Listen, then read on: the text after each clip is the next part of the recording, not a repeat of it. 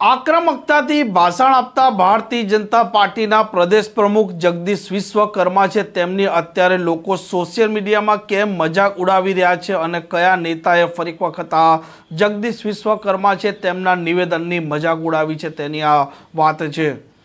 વૈષ્ણવજન તો તેને કહીએ જે પીડ પરાઈ જાનાને રે।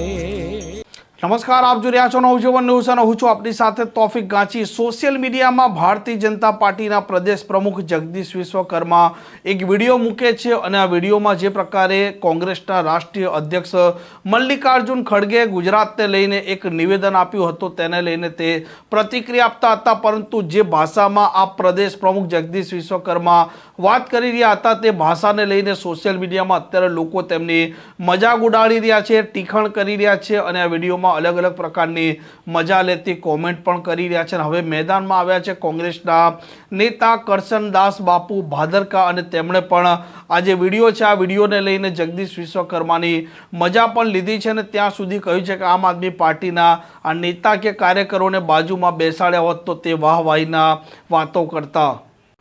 પેલી ભેંસ ભડકે અને વાયડું ટપી જાય, ખેતરું ટપી જાય ને ઊભી પૂંછડીએ જેમ ભાગે ને એમ ભડકેલી ભેંસની જેમ ભાજપના પ્રદેશ પ્રમુખ જગદીશ વિશ્વકર્મા સરનું ખડગેજીના નિવેદન સામેનો બનાવટી ગુસ્સાવાળું જે નિવેદન છે ને એ ભડકેલી ભેંસની જેમ ભાગે છે।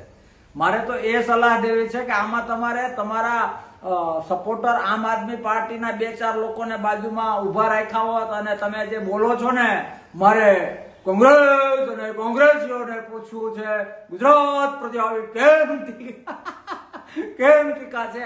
આવું બોલતી વખતે તમારે આમ આદમી પાર્ટી વાળાને બાજુમાં રાખ્યા હોત ને તમારા સપોર્ટરોને તો વાહ વાહ વાહ વાહ વાહ વાહ કર્યા કરત।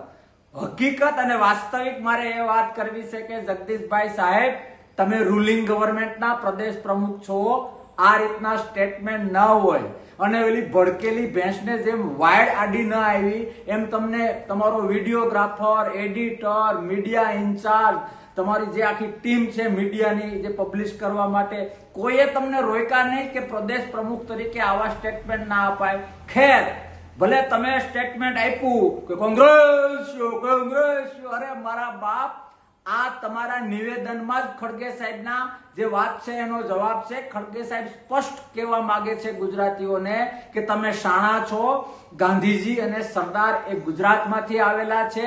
આટલા શાણા લોકોને આ રીતે આ ટાઈપના ખોટા આંખમાં ધૂળ નાખવાના વર્ષોથી જે બીજેપી પ્રયત્નો કરે છે અને સફળ થાય છે, તો ગુજરાતીઓ જાગો, આ લોકોની વાસ્તવિકતા ઓળખો, એના આભાસને તમે આ રીતે એના અંજાવ નહીં, આવું એ કહેવા માંગે છે।